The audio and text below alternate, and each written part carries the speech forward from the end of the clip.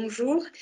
Donc on a souhaité aujourd'hui, faire, un webinaire, pour vous présenter le contexte des marchés de l'énergie et plus particulièrement celui, dans lequel on se trouve aujourd'hui dans le cadre de notre groupement d'achat d'énergie Pôle Énergie Centre auquel vous êtes tous adhérents, et notamment face à un contexte d'évolution des prix qui est plutôt, alarmant aujourd'hui et un contexte géopolitique, compliqué.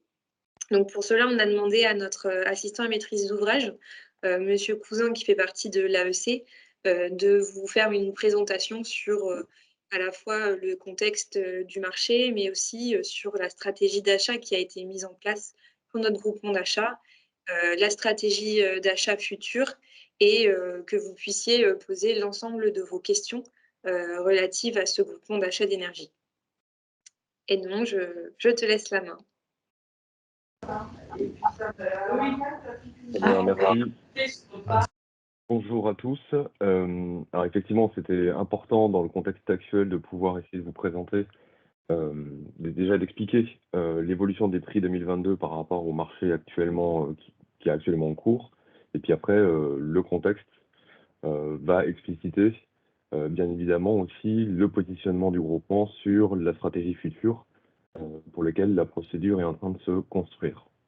Alors, évidemment, le préalable indispensable, c'est de faire un point de contexte, et notamment d'expliquer un peu le fonctionnement du marché de l'énergie pour pouvoir expliquer ce qui s'est passé en 2021 sur 2022 et ce qui risque, ce qui explique les positionnements stratégiques du groupement sur les années futures. Alors, un préalable peut-être initial qui semble assez important, c'est de rappeler les différentes composantes facturées. Et notamment le fait que, dans le cas d'espèce ici, sur le gaz naturel, qu'on se situe dans un contrat unique, ça veut dire que le fournisseur est le dernier maillon de la chaîne, il vous facture la totalité des composantes associées à votre fourniture d'énergie, et lui reverse à d'autres opérateurs pour la part qui les concerne, une partie. Donc, par exemple, les coûts d'acheminement, ce qui apparaît en bleu ici, en bleu clair ou bleu foncé, il reverse les coûts d'acheminement aux distributeurs et aux transporteurs. Donc, on va retrouver GRDF, Enedis, RTE pour la partie transport d'électricité ou GRT Gaz pour le transport de gaz. Pour les coûts d'acheminement et des prestations associées, donc conformément à ce que les pouvoirs publics décident, il va reverser les taxes et contributions à l'État et aux organismes percepteurs, et au final, lui ne conserve qu'une partie de la facturation. Et ça représente qu'une part limitée, enfin, en tout cas qu'une part de la facture énergétique. Donc là, dans le cas d'espèce pour le gaz, on a pris pour les options tarifaires T1, T2, T3, c'est-à-dire T1, petits usages type cuisine, T2, c'est plutôt un usage chauffage, le camembert du milieu, chauffage au chaude sanitaire, T3, on est plutôt sur des grosses chaufferies et des consommations un petit peu plus importantes. Et on voit que la part fourniture, finalement, représente que 20% ou un tiers de la facture. Donc finalement, ça veut dire quoi? Alors, le même pendant pour l'électricité, qui est un petit peu plus important, compte tenu de la hausse des prix. La part fourniture prend des parts plus significatives, mais vous retrouvez ici les segments C5, C4, C3, C2. C5, vous êtes sur les ex-tarifs bleus, inférieurs à 36 kVA. C4, on est sur du raccordement basse tension supérieur à 36 kVA. C3, on est en HTA supérieur à 36 kVA. Et C2, on est sur des besoins de puissance plus importants, quoi. Donc voilà, globalement, ça veut dire quoi? Ça veut dire qu'on ne remet en concurrence que, finalement, qu'une part limitée de la facture énergétique. Donc même si les contrats de fourniture encadrent et cadrent la façon dont chacune des composantes est facturée, on ne remet réellement en concurrence qu'une partie de la facture. Et donc, moi, il y a une question de monsieur Fleury. Oui. Je ne peux pas lire des questions, mais allez-y, je vous écoute. Monsieur Fleury, on vous laisse...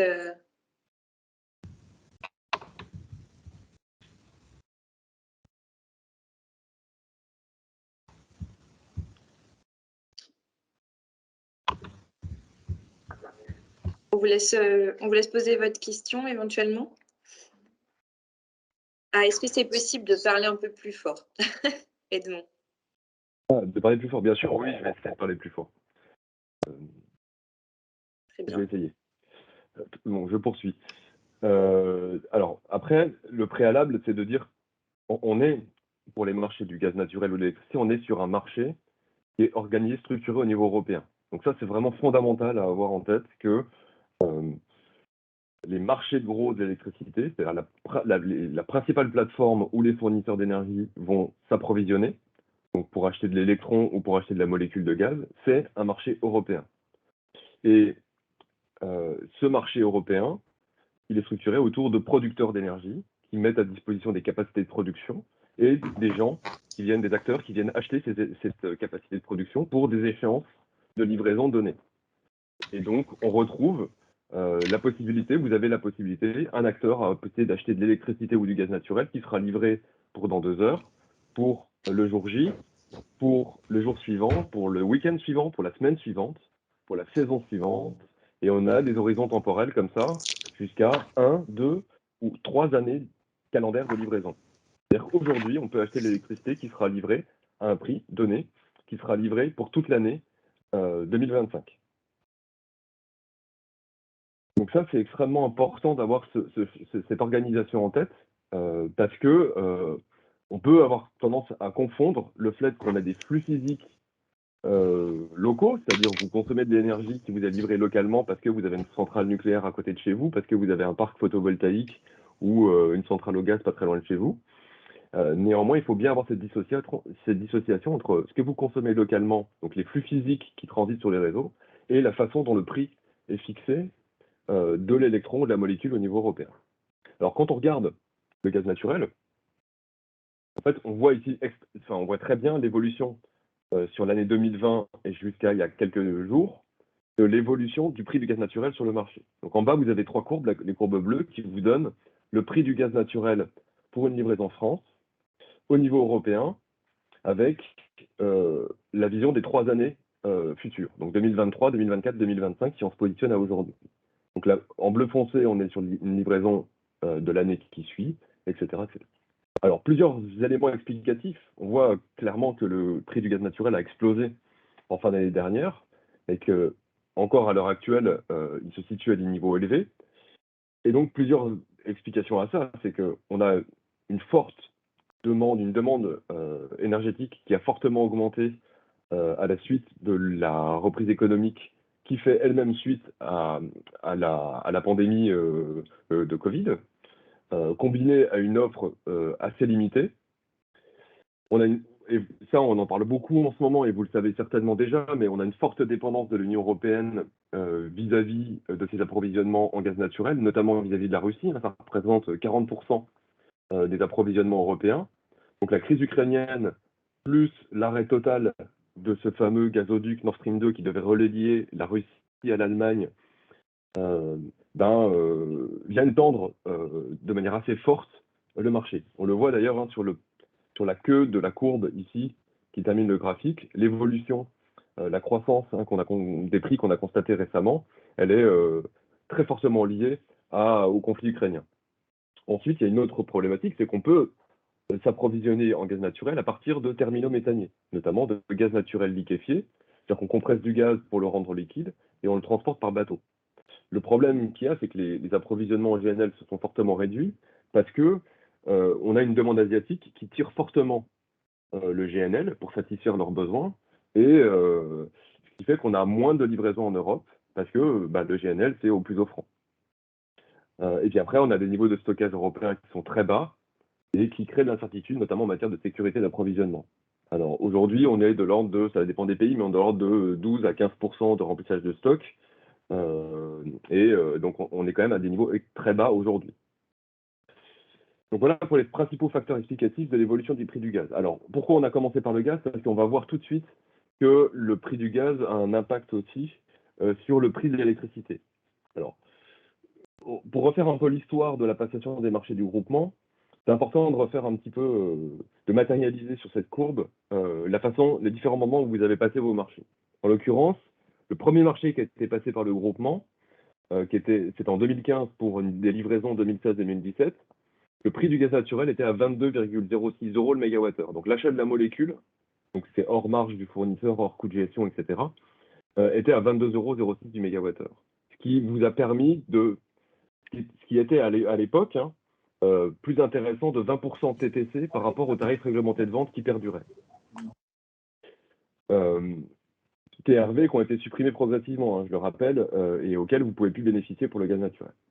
Ensuite, le marché 2018-2019 qui s'est organisé en 2017, le prix était d'autant plus bas, puisqu'il était à 17,30 € du mégawattheure pour du gaz naturel, avec un gain supplémentaire par rapport à l'offre de marché du groupement de 22% TTC. Puis, c'est enchaîné en 2019 les marchés 2020-2022, pour lequel il y a eu une évolution à la hausse de 10% par rapport à l'offre de marché du groupement, consécutivement à une hausse des prix du gaz naturel, qui sont passés à 19,30 € le mégawattheure. Donc voilà pour refaire un petit peu l'histoire de la passation des marchés du groupement. Et on le voit très bien, c'est intimement lié en fait à l'évolution des prix du gaz naturel sur le marché gros européen. Alors, pour l'électricité, le principe est le même, on reste sur des marchés structurés au niveau européen, sauf ce qui est important de préciser, c'est la façon dont le prix est structuré. En fait, il y a un principe, on applique un principe économique qui s'appelle la préséance économique ou le merit order. En fait, ce qui se passe, c'est que pour satisfaire une demande, on fait appel à des moyens de production. On va commencer par appeler les moyens de production les plus qui ont un coût d'exploitation les plus faibles, l'éolien, l'hydroélectricité, puis le nucléaire, etc. On les classe par ordre croissant, et c'est la dernière unité appelée pour satisfaire la demande qui fait le prix du marché. Donc quand on a une demande électrique qui est forte, comme actuellement, sur lequel on a besoin de flexibilité, etc., eh bien on va plutôt en ce moment appeler des centrales au gaz pour satisfaire la demande. Parce qu'on a déjà utilisé tous les autres moyens de production qui ont des coûts marginaux d'exploitation les plus faibles, et on active finalement les centrales au gaz pour pouvoir satisfaire la demande. Donc, on voit bien ici, quand on a un prix du gaz naturel ou un prix des commodités d'une manière générale énergétique qui est extrêmement fort, on a forcément un impact sur le prix de l'électricité parce que produire de l'électricité coûte plus cher. Alors, la dernière brique, c'est l'importation. C'est-à-dire une fois qu'on a fait appel à tous les moyens de production, on est obligé d'importer, et c'est ce qui coûte le plus cher. Alors, autre paramètre important pour expliquer ce mécanisme, c'est que vous avez une petite brique grise ici, qui s'ajoute pour les actifs de production qui utilisent des matières fossiles, et notamment ce qu'on appelle le coût du CO2. C'est-à-dire qu'au niveau européen, on a mis en place, on a défini des objectifs de réduction d'émissions de gaz à effet de serre, qu'on a transposé en France, et pour atteindre ces objectifs, l'Europe a mis en place un certain nombre de mécanismes, et notamment un marché des quotas d'émissions de CO2 qui, en fait, sert à quoi? Ce mécanisme, il s'impose à un ensemble d'entreprises du secteur énergétique et industriel, environ 11 000 entreprises, dont les producteurs d'électricité. Et donc, c'est le principe du pollueur-payeur. C'est plus vous utilisez de la matière fossile, et plus vous êtes contraint par des quotas d'émissions de CO2. On le voit sur le graphique qui est en dessous, qui matérialise le prix des quotas d'émissions de CO2 européens. Et en fait, au début 2018, le prix était assez maîtrisé. On était en dessous de 10 € la tonne de CO2. Et on arrive ici à la fin de l'année où on a presque atteint les 100 € la tonne de CO2. Ça veut dire que on vient fortement impacter la production d'électricité qui utilise de la matière fossile, ce qui renforce finalement le coût de production et donc le coût de l'électricité. Alors, ça peut être extrêmement frustrant d'avoir en tête ce mécanisme dans un pays comme la France où on a plus de 80% de la production d'électricité qui provient du nucléaire. Néanmoins, quand on doit faire appel à des moyens supplémentaires, et quand, par exemple, on a des problèmes de disponibilité du parc nucléaire, on est obligé de faire appel à des centrales utilisant des matières fossiles pour satisfaire la demande. Et comme c'est la dernière unité appelée qui fait le prix, eh bien, ça vient un peu compliquer l'interprétation qu'on peut en faire du fonctionnement du marché. Alors, si on synthétise un peu, on voit ici les courbes d'évolution des prix de l'électricité qui sont très similaires à celles qu'on a vues pour le gaz naturel, avec en gris le prix, en fond en gris le prix du quota d'émissions de CO2, on voit que c'est extrêmement corrélé. On voit qu'en fin d'année dernière, on a dépassé les 400 € du mégawattheure au mois de décembre. Aujourd'hui, on atteint des niveaux de prix qui restent extrêmement élevés. On a frôlé les 200 € du mégawattheure il y a encore quelques jours. Ça s'est un peu restabilisé ces derniers jours, mais globalement, on reste à des niveaux de prix qui sont extrêmement élevés encore aujourd'hui. Alors, même principe, hein, une demande mondiale qui explose avec une offre assez insuffisante. Toutes les commodités énergétiques qui servent notamment à produire de l'électricité, charbon, gaz naturel, pétrole, ont augmenté. Et puis, une hausse des prix des quotas d'émissions qui vient pénaliser d'autant plus la production d'électricité. Alors, un autre graphique, rapidement, ce qui matérialise en fait la différence du prix de clôture de l'électricité entre 2 journées, ce qui donne un peu un indicateur de volatilité du marché. Et on voit très bien qu'à la fin de l'année dernière, les prix étaient extrêmement volatiles. Et en fait, ça matérialise le risque finalement du marché. Cette volatilité, ça veut dire quoi? Ça veut dire qu'entre 2 journées, le prix pouvait augmenter de plus de 80 € du mégawattheure et puis baisser le lendemain à plus de 120 € du mégawattheure. Et à l'intérieur même d'une journée, vous aviez des volatilités qui pouvaient atteindre 20, 30, 40 € du mégawattheure au sein même d'une même journée. Alors ça, c'est aussi extrêmement important d'avoir en tête parce que dans le cadre du groupement d'achat, quand on demande aux fournisseurs qui ont été retenus d'un point de vue technique à remettre une offre de prix, on leur demande de bloquer ce prix 2 heures. C'est-à-dire que le groupement a 2 heures pour analyser les prix et leur dire aux fournisseurs si oui ou non il est retenu. Et donc ça, c'est extrêmement important parce que si le marché est très volatile et très risqué, le fournisseur, lui, va bloquer une position pour le marché en attendant de savoir s'il est attributaire. Mais ça veut dire que si le marché est très volatile, il va payer une prime de volatilité supplémentaire qui va vous répercuter. Donc ça introduit un surcoût supplémentaire finalement à l'offre de fourniture. Donc ça, c'est fondamental. Il y a des mécaniques d'achat, on le verra après, qui permettent de pallier à ces risques de volatilité, mais il faut aussi avoir ça en tête. Même principe que pour le gaz naturel, l'historique de passation des marchés du groupement d'achat. Premier marché qui a été lancé en 2015, le prix de l'électricité était quand même à des niveaux assez bas, hein, 36 €, ce qui n'a absolument rien à voir avec ce qu'on connaît aujourd'hui. À titre d'exemple, le 23 février, le marché a atteint 184,50 € du mégawattheure. Et compte tenu de la crise ukrainienne, le marché a pris 11 €, enfin presque 12 € du mégawattheure en 2 jours. Bon, 36,54 € en 2015 pour le marché 2016-2017, avec une économie pour les membres du groupement de près de 11% par rapport au TRV qui existait encore à l'époque. 41,30 € en 2017 pour le marché 2018-2019, avec une offre sensiblement équivalente à l'offre de marché qui existait déjà. On était à plus 4% TTC. Puis une baisse du prix, 7,3% TTC par l'offre de marché en 2019, avec une adaptation de la stratégie d'achat qui a permis effectivement d'atténuer aussi la facture électrique des membres du groupement en 2019 pour l'année de livraison 2020. Alors, autre mécanique, alors là, on sort, c'est important parce que je pense que vous en entendez certainement parler un petit peu de ce fameux mécanisme ARENH, accès régulé à l'électricité nucléaire historique. Là, on sort d'une dimension européenne et on revient sur une mécanique de marché qui est, pour le coup, franco-française. Alors, qu'est-ce que ce mécanisme ARENH?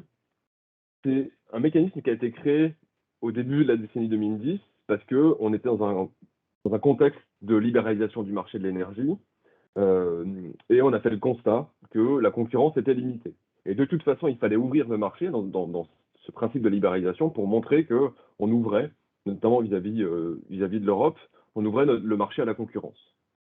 Alors on a créé en France un dispositif transitoire, dont l'échéance est prévue en 2025, purement national, qui consistait à dire que on fait le constat qu'on a un acteur en France qui est major, c'est EDF, qui détient la majorité des capacités de production et en plus qui, côté fourniture, détenait à l'époque la quasi-totalité finalement du marché de la fourniture d'énergie.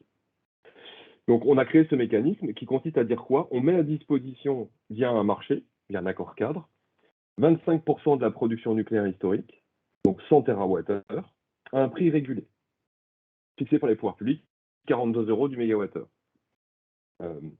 Chaque fournisseur peut faire une demande peut faire une demande pour bénéficier d'une partie de cette électricité nucléaire historique à un prix maîtrisé, fixé 42 € du mégawattheure. Alors il y a des règles qui sont fixées sur l'attribution de ces volumes ARENH. Il y a des arrêtés, il y a des réglementations qui explicitent comment on doit les calculer. C'est-à-dire qu'un fournisseur, en fonction de son portefeuille de clients et en fonction des types de segments, de profils de ses clients, peut bénéficier d'une part plus ou moins importante de ce volume AREN. J'ai pris l'exemple à droite sur le petit camembert. Par exemple, pour un site C5, donc ex-tarif bleu, en longue utilisation, qui est typique de l'éclairage public, quand on applique les règles de calcul, elle donne un droit à l'AREN à hauteur de presque 96%. Ça veut dire que vous avez 96% de votre prix qui peut bénéficier d'AREN, donc à 42 € du mégawattheure. Et la part, elle est à prix de marché. Donc dans le contexte actuel, quand on a des prix de marché de gros qui sont extrêmement élevés au niveau européen, on voit tout de suite l'intérêt de ce mécanisme, qui vous apporte une part significative d'un prix maîtrisé à 42 € du mégawattheure. Et que finalement, le reste, les 4% qui restent, se font au prix du marché. Alors, sauf que ce mécanisme a un biais, ce qu'on appelle l'écrêtement. Alors, pourquoi? C'est que finalement, ce mécanisme n'a pas eu finalement le résultat escompté, c'est-à-dire qu'il n'a pas permis aux fournisseurs de développer leurs propres moyens de production pour être plus compétitifs, et c'est surtout devenu un instrument spéculatoire. C'est-à-dire que quand le prix du marché de gros est en dessous du prix de l'AREN, les fournisseurs n'en demandent pas, et puis quand il est au-dessus, les fournisseurs en demandent. On le voit ici, le bandeau vert, c'est les fameux 100 TWh disponibles. En 2016, le prix était en dessous de 35 € le mégawattheure, aucun fournisseur n'en a demandé. Et puis là, les 4 dernières années, pour les livraisons 2022, 2021, 2020, 2019, le prix du marché de gros étant supérieur, largement supérieur au prix de l'AREN, des 42 € du mégawattheure, eh bien les fournisseurs en ont demandé, et ils en ont demandé beaucoup plus que ce qu'il y en a de disponible. En l'occurrence, pour 2022, les fournisseurs, compte tenu du contexte, en ont demandé 160 TWh par rapport aux 100 disponibles. Mais les pouvoirs publics ne mettent pas à disposition plus d'AREN que ce qu'il y en a. En fait, il y a ce qu'on appelle un écrêtement. Écrêtement, c'est-à-dire qu'on va répartir les 100 TWh disponibles au prorata des demandes. Ce qui veut dire que, dans mon fameux exemple d'éclairage public, quand vous aviez 96% d'AREN initialement dans votre contrat, vous n'en avez plus que 60% parce que vous avez subi un écrêtement. Et la conséquence, c'est que vous êtes obligé de racheter la part qui a été écrêtée, donc les 36% ici, au prix du marché. Le problème, c'est que les pouvoirs publics, les fournisseurs ont jusqu'à la mi-novembre pour faire leur demande d'AREN, et les pouvoirs publics se décident globalement début décembre sur est-ce qu'il y a écrêtement ou pas écrêtement. Pour une livraison, 1 mois plus tard. Ça veut dire que là, en l'occurrence, en 2021, pour l'année de livraison 2022, la commission de régulation de l'énergie s'est décidée le 1er décembre, et vous n'aviez que jusqu'au 20 décembre pour racheter cette part écrêtée. Dans un marché extrêmement tendu. C'est-à-dire qu'on était à 160, 180, 200 € le mégawattheure sur cette période-là. Ce qui a conduit forcément à avoir un impact significatif sur le bordereau de prix 2022. Alors on va voir qu'il a été maîtrisé par d'autres mécanismes, parce que le groupement a fait des choix stratégiques qui a permis d'atténuer ce mécanisme, mais globalement, le principal impact explicatif de l'évolution des prix, c'est celui-ci. Sachant qu'on n'avait jamais connu ça par le passé, puisque au plus cher, le prix de l'électricité au mois de décembre, quand il y a eu des écrêtements, il était racheté autour des 60 € le mégawattheure, ce qui est extrêmement faible finalement par rapport à ce qu'on a pu connaître à la fin 2021. Alors, je voulais refaire un petit point aussi qui me semble important sur les tarifs réglementés de vente, pour déjà rappeler comment ils sont fixés, et ça paraît important. Alors, par définition, un tarif réglementé de vente, c'est quoi? C'est un prix, une offre, un contrat de fourniture d'électricité ou de gaz qui est fixé par les pouvoirs publics et qui ne peuvent être commercialisés que par des opérateurs historiques. En l'occurrence, EDF pour l'électricité, Engie pour le gaz et les entreprises locales de distribution sur leur périmètre respectif. Bon. Ce qui est très important d'avoir en tête, c'est s'il vous plaît, on peut poser une question? Bien sûr, bien sûr. Oui, juste pour revenir un instant sur l'AREN, en janvier 2022, les pouvoirs publics ont décidé d'augmenter l'AREN de 20 MW, de passer de 100 à 120 MW. Alors, moi, oui. pour ce que j'en ai compris, ça ne vaut que pour l'année 2022. Donc, il y a deux questions. Est-ce que, alors, on imagine, compte tenu de ce que vous venez d'expliquer, que cette augmentation aura un impact bénéfique sur les prix à venir et donc sur le marché que vous allez négocier. Mais ça, confirmez-le-moi, ou si je me trompe, ou si je me trompe, infirmez-le. Et deux, qu'est-ce qu'on peut attendre de l'évolution finalement de cette mesure? Très bien. Alors effectivement, on a prévu d'aborder les mesures gouvernementales qui ont été prises en début d'année, et notamment, vous l'avez évoqué, ces 20 TWh supplémentaires applicables d'avril à décembre. On va en parler juste après et j'expliciterai les impacts. D'accord. Excusez-moi, j'avais pas ça en Non, tête. pas de Pardon. souci. Pas de souci, pas de souci. Vous ne pouvez pas voir ce qui vient après.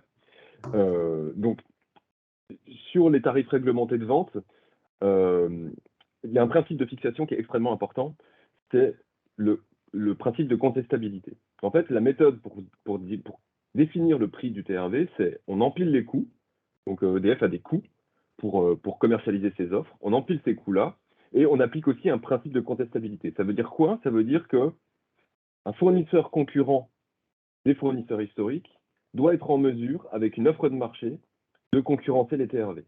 Ça veut dire que les tarifs réglementés de vente doivent être au moins égaux ou supérieurs aux offres de marché. Ça, c'est important pour ce qui va suivre. Autre chose, c'est la suppression progressive des TRV. Les tarifs réglementés de vente ont été qualifiés par le droit européen comme contraires au droit européen, par le droit français comme contraires au droit européen. On a, depuis déjà plusieurs années, engagé la suppression progressive des tarifs réglementés de vente. Donc, c'est-à-dire aujourd'hui, vous, en tant que collectivité, le gaz naturel, vous ne pouvez plus en bénéficier. Pour l'électricité, c'est limité. Tarifs verts, les ex-tarifs verts, tarifs jaunes, c'est fini depuis le 1er janvier 2016. Et pour les collectivités, vous ne pouvez bénéficier encore des TRV que pour les tarifs bleus, mais uniquement pour les collectivités qui ont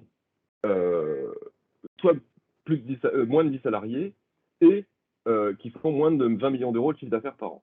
Donc ça reste quand même assez limité.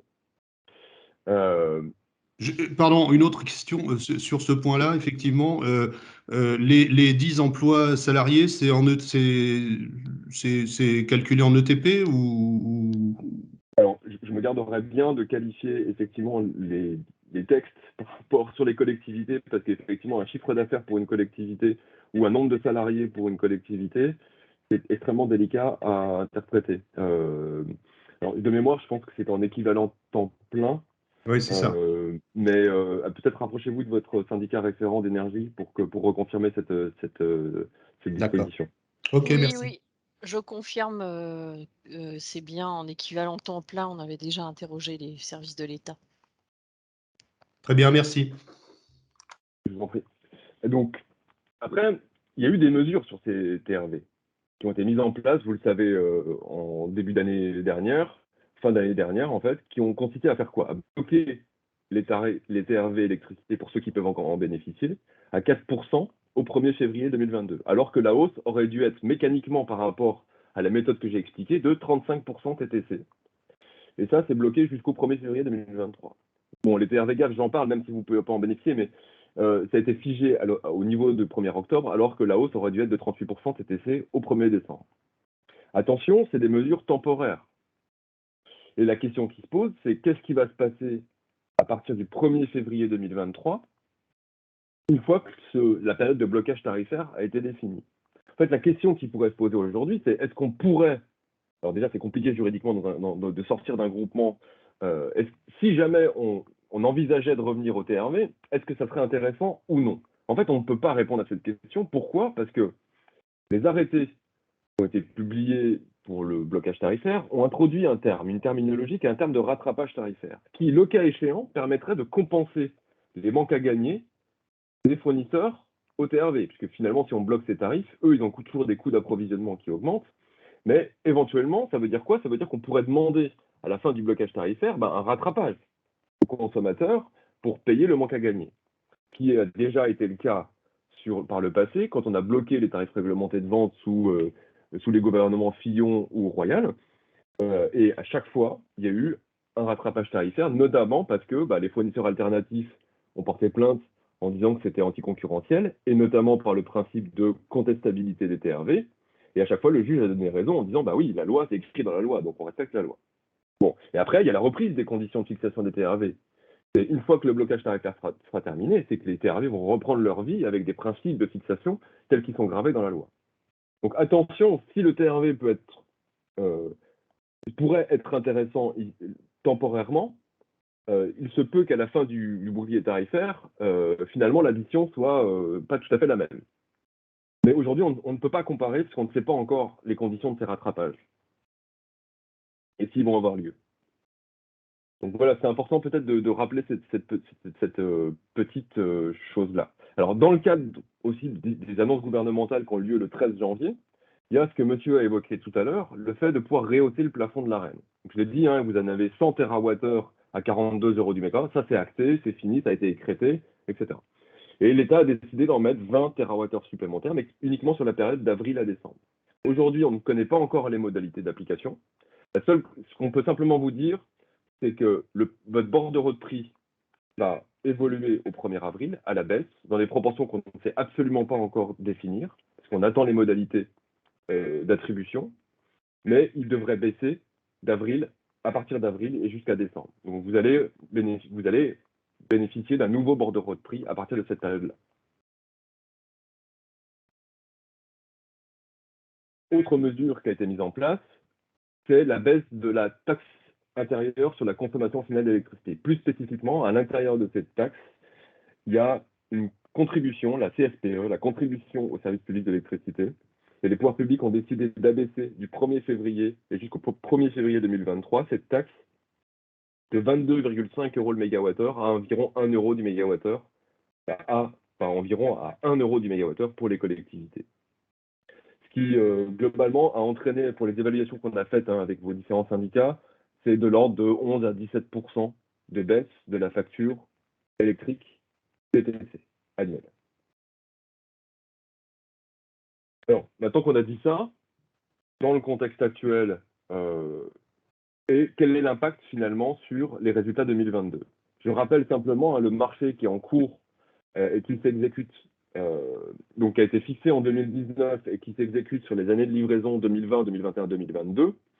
4 lots, 1 lot gaz naturel, 3 lots électricité, avec notamment le lot 2 qui concerne les puissances les plus importantes pour les points de livraison localisés sur le périmètre d'Enedis et très à la marge sur le périmètre de l'entreprise locale de distribution Sinelva. Le lot 3 qui concerne les bandes de recharge pour véhicules électriques. Le lot 4 qui concerne les C5, c'est-à-dire les ex-tarifs bleus pour les bâtiments, équipements, éclairage public, etc. sur le périmètre d'Enedis. Alors, les choix stratégiques qui ont été faits et qui expliquent un peu les niveaux de prix que j'ai pu matérialiser sur les graphiques antérieurement, c'est notamment pour 2020 d'acheter aux conditions économiques le jour de la remise des offres parce que les marchés étaient intéressants et d'avoir recours au dispositif de l'Arenh sur les 3 années. Et puis, pour 21-22, d'avoir recours à ce qu'on appelle de l'achat clic ou fragmenté par prise de position, donc je vais expliquer les principes après, qui permet notamment de décaler l'achat dans le temps. J'expliquerai le mécanique après. Pour le gaz, compte tenu du niveau de prix, le choix du groupement, ça a été de dire on sécurise pour 3 ans, on achète à prix ferme. Donc pour le coup, pour le gaz naturel, finalement, pour le prix du gaz naturel, donc le lot 1, l'achat à prix ferme en 2019, pour les années 2020, 2021, 2022, n'a eu aucune incidence. Le contexte actuel n'a eu aucune incidence sur les prix de la fourniture de gaz naturel. Donc on a un marché qui a été passé en 2019 où le prix de l'électron, enfin de la molécule, pardon, était à 19,30 € et il a été fixé pour 3 ans. Donc aucun impact en 2022. Pour l'électricité, le marché a été attribué le 29 mai 2019 et pour l'année de livraison 2022, le groupement a bloqué des volumes auprès du fournisseur à des conditions un petit peu plus intéressantes que celles qui étaient le jour de l'attribution du marché, puisqu'il y a eu 2 prises de position qui ont été réalisées, une en novembre 2019, une en juin 2020 à 47,50 € et 45,50 € du mégawattheure. Alors, donc, la stratégie était la bonne pour le groupement de pouvoir anticiper, d'acheter des volumes par anticipation à des prix assez compétitifs. Néanmoins, l'impact de l'écrêtement de l'Arenh, puisqu'on avait intégré ce mécanisme-là à l'époque sans savoir effectivement l'envolée des prix qu'on allait subir, a compensé finalement cette bonne stratégie. Alors, en matière de résultats, pour le lot 2, pour l'électricité, donc pour les puissances les plus importantes, il y a 225 membres qui sont concernés, ça représente 617 sites et 49,3 gigawattheures. Donc là, je présente les résultats de l'année 2022. Le fournisseur CNJ et le niveau de l'offre obtenue en 2022 par rapport à 2021, c'est plus 20% TTC pour la facture électrique, sur la base des consommations 2020. Et là, pour le coup, c'est toutes composantes comprises, taxes comprises, etc. Lot 4, qui représente les points de livraison C5, ex-tarif bleu, notamment pour l'éclairage public, bâtiment, équipement. 384 membres concernés, plus de 8000 sites, 52 gigawattheures par an de consommation annuelle. Votre fournisseur, c'est Plume Énergie. Et là, l'impact, il est de plus 32% TTC de la facture électrique. Alors après, une petite distinction quand même importante à avoir en tête, c'est que l'impact est bien moindre pour l'éclairage public, puisqu'il est de moins 4,6% TTC pour les C5 éclairage public assimilés. Par contre, il est beaucoup plus fort pour les bâtiments équipements et qui ont en base donc un tarif monôme, ou pour les bâtiments équipements en heure pleine, heure creuse. Pour le coup, respectivement, où on a eu une hausse de la facture électrique de 66 et de 45% TTC par an, compensé par l'éclairage public, qui lui baisse par rapport à 2021. Oui, une question conjoncturelle à propos de Plume Énergie. Oui. Vous m'entendez? Oui, tout à fait. J'ai vu qu'ils avaient été rachetés par une entreprise anglaise en début d'année. Octopus. Est-ce que c'est susceptible d'avoir un impact sur les prix négociés? Non, pas du tout. Non, pas du tout. Il y a des opérations régulières pour les fournisseurs. Peut-être que vous l'avez suivi, notamment Total qui avait racheté Direct Energy, etc. Non, là pour le coup, il n'y a pas de changement de raison sociale. Plume existe toujours. Donc la raison sociale et l'entité existent toujours. Donc non, il n'y a aucun changement pour vous vis-à-vis de votre fourniture d'énergie. Merci. Alors, maintenant, ça c'est ce qui s'est passé en 2022. Là, le groupement est en train d'organiser la consultation de notamment la fixation de la stratégie et la passation du marché pour remettre en concurrence les fournisseurs sur la fourniture 2023-2025. Alors, ce qui est prévu aujourd'hui, un allotissement en 3 lots. Un lot gaz naturel, un lot et 2 lots électricité, avec notamment un pour les plus grosses puissances, C2, C3, C4, et un pour les petites puissances type C5 ex-tarif bleu. 3 ans, 2023-2025. Alors, quelle stratégie a été optée aujourd'hui dans le contexte actuel? En fait, dans un premier temps, le groupement se laisse l'opportunité pour chaque année de livraison de choisir, au moment où le groupement fera appel aux fournisseurs pour la remise des prix, de soit faire de l'achat ferme aux conditions de la remise des offres, soit de faire de l'achat fragmenté, qui consiste à décaler l'achat dans le temps pour pouvoir diversifier les risques. C'est-à-dire de ne pas forcément tout acheter au même moment, le même jour pour 3 ans, et de subir finalement le marché, mais plutôt de découper les volumes en morceaux et de les acheter à différents moments pour bénéficier d'opportunités de marché si elles surviennent. Alors, pour l'instant, le groupement se laisse le champ des possibles et fera appel pour chaque année de livraison, en fonction de l'état du marché de gros, de choisir l'une ou l'autre des stratégies, notamment pour pour diversifier les risques, notamment dans le contexte actuel qui est extrêmement incertain. Alors, pour l'achat fragmenté, c'est ce que vous aviez déjà opéré par le passé. La petite chose en plus qui avait été souhaitée notamment par le comité de pilotage du groupement qui est composé des différents syndicats d'énergie, c'est notamment de définir et d'encadrer la stratégie liée à ces prises de position, de la formaliser et de la partager, notamment de définir les cibles prix, les volumes et les échéances à laquelle le groupement souhaite couvrir ses besoins.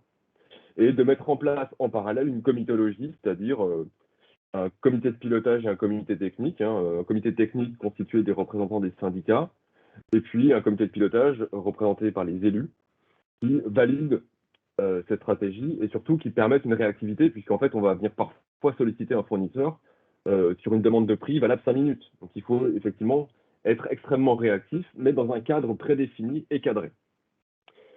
Juste pour illustrer comment ça se passe, la courbe bleue vous donne votre volume de consommation, votre courbe de consommation sur une année. On découpe les volumes en morceaux, et puis après, chaque clic ou chaque prise de position correspond à un morceau, un volume. Et après, on va appliquer au moment où la position est prise le prix du marché. Et la moyenne de ces prix, pondéré des volumes, vous donne le prix de fourniture obtenu. Bon, les prix sont indicatifs ici. On aimerait bien pouvoir vous proposer un prix à 35 €. Malheureusement, j'ai peur que ce soit délicat, mais c'est juste pour illustrer le propos. Voilà sur le principe de fonctionnement. Deux petites choses avant d'en terminer, qui sont extrêmement importantes aussi, qu'il faut bien avoir en tête, c'est que vous êtes des acheteurs publics, donc vous êtes soumis aux règles de la commande publique, et ça, dès le premier euro dépensé. Ce qui veut dire quoi? Ce qui veut dire que vous êtes obligé de respecter, dans le cadre de la passation de vos marchés, des seuils de procédure et des seuils de publicité. En l'occurrence, dans le cas des marchés de fourniture, dès que vous dépassez 215 000 € sur un marché, donc sur la durée totale du marché, vous êtes obligé d'avoir une procédure formalisée, donc de passer par un appel d'offres, et en plus d'avoir une publicité au BOMP et au Journal européen.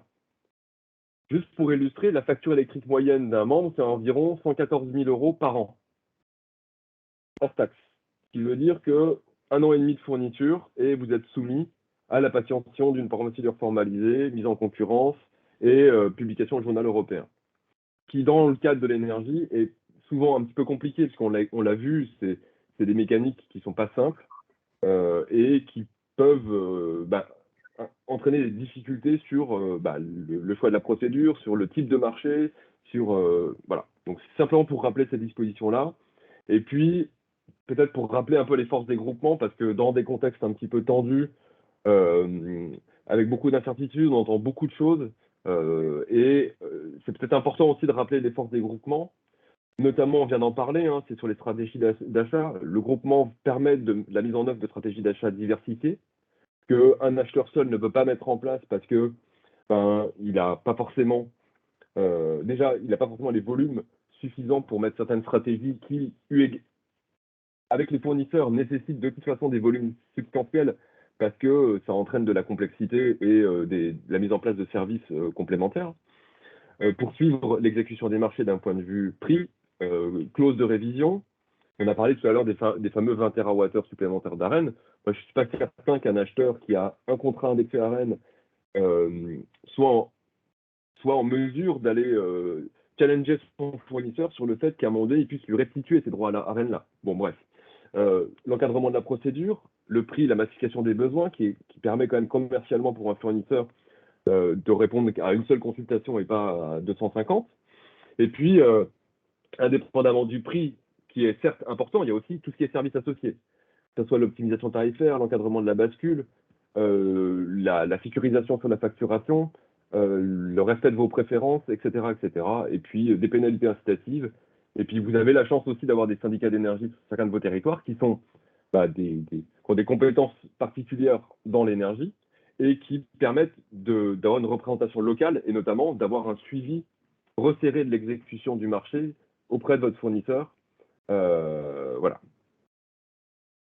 Donc, j'en ai terminé. Ce que je vous propose, je suis certainement allé vite sur pas mal de choses. Le sujet est certes compliqué. N'hésitez pas à poser vos questions. Si vous souhaitez que je revienne sur un point ou plusieurs points, n'hésitez pas. On est à votre écoute. Merci beaucoup, Edmond, pour cette présentation. Je voulais juste rajouter que l'ensemble des bordereaux des prix sont disponibles sur le site de Territoire d'énergie Centre-Val de Loire. Je vais juste reprendre la main pour peut-être montrer si c'est possible et non.